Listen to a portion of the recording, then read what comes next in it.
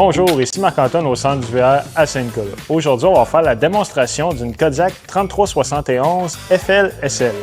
On va commencer par faire une tournée à l'extérieur pour ensuite se diriger dans l'unité. Donc, on commence en avant, on a un coffre de rangement. Au coin, on a la possibilité d'installer un inverteur. Le filage est déjà passé en conséquence. Ce qu'on voit à la droite, c'est notre contrôleur de charge solaire, donc les panneaux solaires qui sont sur le toit. Lui, il va nous afficher le voltage de la batterie ainsi que l'ampérage auquel il charge la batterie. On peut activer les panneaux solaires ou les fermer complètement. Et on va avoir deux interrupteurs pour l'éclairage, un sous la roulotte et un dans le cabinet. Ici, ce qu'on voit, c'est l'interrupteur pour abaisser les pattes stabilisatrices. Donc, on en a un ici et un à l'arrière. Ces pattes-là, très importantes, ne sont pas faites pour soulever la roulotte, seulement pour la stabiliser. Dans la cuisinière extérieure, on a une télévision, prise de courant avec la prise coaxiale pour l'antenne, un réfrigérateur qui fonctionne sur le 120 volts. On peut modifier la température de celui-ci. En dessous, on a une prise de propane Quick Connect pour connecter soit un barbecue ou un foyer extérieur. Ensuite, une prise 120 volts qui va fonctionner lorsque la roulotte est branchée. On a les marches escamotables pour accéder à l'intérieur. Le second interrupteur pour les pattes stabilisatrices à l'arrière. Et ici, c'est l'emplacement pour remplir notre réservoir d'eau fraîche. Donc, lorsqu'on veut marcher en mode autonomie, on n'aura pas accès à l'eau. On remplit notre réservoir et en activant la pompe à eau, on va avoir de l'eau dans notre robinetterie. En haut, on a la possibilité d'acheter une échelle télescopique pour accéder au toit. On va recommander de monter sur le toit une fois aux 3 mois pour aller valider que les joints d'étanchéité sont bons et que le toit n'est pas endommagé. Ce qu'on veut, c'est prévenir les infiltrations d'eau. On peut aussi acheter séparément une caméra de recul Bluetooth. La roulotte est préfilée en conséquence pour en faciliter l'installation. Ici, notre roue de secours. On a un coffre de rangement qui tombe sous le lit dans la chambre. Pour le chauffe-eau, celui-ci de type instantané, donc on n'a plus de réservoir. De la manière qu'il fonctionne, il va réchauffer l'eau au fur et à mesure qu'on va lui en demander.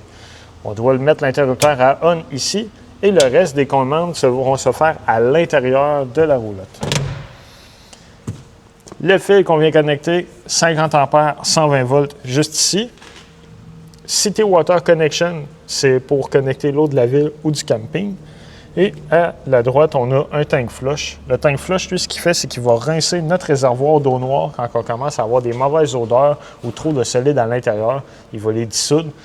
De la manière de procéder, on va connecter le boyau, on va ouvrir l'eau, puis c'est à l'aide de jet à l'intérieur que ça va se nettoyer. Très important, il ne faut pas oublier l'eau ici parce que ça va monter notre eau dans le réservoir au point de la faire déborder par la toilette à l'intérieur. En dessous, on a notre système d'égout. Donc, lorsqu'on veut effectuer la vidange de nos eaux usées, on va connecter notre tuyau juste ici. On va toujours commencer par ouvrir la valve noire en premier, qui est l'eau de la toilette. Quand c'est vide, on va ouvrir la valve grise, qui est l'eau de la douche et des éviers. Ça va faire un rinçage de la tuyauterie. Quand c'est fait, on referme les valves et on remet notre capuchon. La sortie pour la fournaise qui fonctionne au propane. Et en dessous, en avant, on a une seconde valve parce qu'on a un deuxième réservoir gris qui va servir pour la cuisine. Donc, lorsqu'on veut faire la vidange, on fait simplement connecter notre tuyau et on ouvre la valve.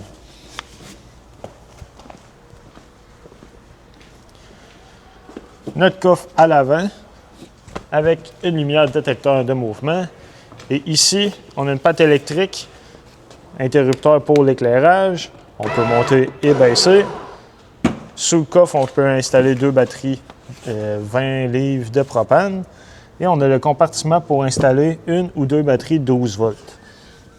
Le couteau ici, coupe-circuit principal, va servir à couper complètement le courant en 12 volts.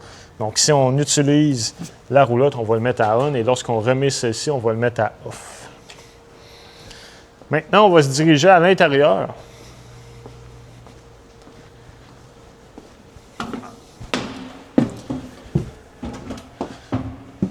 On va commencer par la chambre. Donc, dans la chambre, ici, on a prise 120 volts, coaxial avec le booster pour la télévision, seconde prise aussi et prise USB. On a du rangement. On a un foyer électrique dans la chambre Donc, lui fonctionne sur le 120 volts. C'est une source de chaleur aussi pour chauffer la pièce. Donc, on a simplement le bouton Power pour le mettre en fonction. On peut changer la luminosité et on peut contrôler la température aussi. Donc, il est thermostatique. On peut régler une température et lui va chauffer à la demande. Sous le lit, on a un énorme coffre de rangement et on a de l'éclairage qu'on peut ouvrir et gérer manuellement. On a la possibilité, dans cette armoire, d'installer une laveuse. La plomberie est passée en conséquence. Au plafond, juste ici, on a un air climatisé qui se gère seulement pour la chambre. Donc, on vient simplement sélectionner le mode cool ou le fan et on peut choisir l'intensité de celle-ci. Dans la salle de bain, on a un évier avec l'eau chaude et l'eau froide. On a prise 120 volts avec un breaker intégré. Donc, si jamais on n'a pas de courant 120 volts, c'est un des premiers endroits à venir voir, s'assurer que le bouton est bien enclenché. La toilette, elle, fonctionne au pied pour flusher. Et on a une douche avec l'eau chaude et l'eau froide. Au plafond, on peut ouvrir la trappe et on a aussi un interrupteur pour actionner la ventilation. Maintenant, ici, quand on rentre, on a notre panneau de contrôle principal. Donc, lui, on va avoir différents affichages, les niveaux de réservoir d'eau fraîche de la batterie, eau noire 1, gris 1 et gris 2. L'interrupteur pour actionner la pompe à eau. Donc, lorsqu'on veut marcher en mode autonomie, notre réservoir d'eau est plein, on active la pompe. Quand on va avoir fini de se servir de l'eau, on recommande fortement de fermer la pompe après. La lumière pour éclairer l'auvent à l'extérieur ainsi que l'intérieur. Tous les interrupteurs ici sont pour ouvrir et fermer les slide-out ainsi que l'auvent. En haut, ce qu'on voit, c'est notre contrôleur pour le chauffe-eau. Donc, lorsqu'un interrupteur est à on à l'extérieur, ici, on va pouvoir l'allumer. Il va avoir l'affichage d'une température indiquée. On peut choisir la température de sortie d'eau chaude. On peut le mettre en Celsius ou en Fahrenheit. Puis de la manière qui fonctionne, dès qu'on va ouvrir un robinet, il va avoir un pictogramme comme quoi il y a une circulation d'eau. Ensuite, le fan chauffe-eau qui va se mettre en fonction et une flamme qui va apparaître. Dès que la flamme est apparue sur le contrôleur, ça va prendre quelques secondes pour avoir l'eau au robinet. La gestion du maxeur, ventilation qu'il y a dans la cuisine, fait qu'on peut ouvrir et fermer manuellement le fan. On peut gérer aussi 4 vitesses différentes. L'interrupteur pour l'éclairage de l'îlot. Ici, c'est le thermostat pour gérer l'air climatisé et le système de chauffage. La manière qui fonctionne, on fait simplement maintenir le bouton et ensuite on peut changer le mode cool, heat ou fan, tout dépendamment de ce qu'on a besoin de faire. Quand on a terminé, on maintient le bouton pour l'éteindre. On peut monter et baisser la température. Une tour électrique, donc on a du 120 volts USB, USB-C. On peut le rétracter dans le comptoir et sur le dessus ici, c'est un chargeur à induction. Un petit review à l'entrée, on voit notre panneau de breaker principal. Donc la partie qui va gérer le 120 volts avec les breakers à gauche et à droite le 12 volts avec les fusibles. Quand il y en a une qui va être défectueuse, il y a une lumière rouge qui va allumer à côté de celle-ci.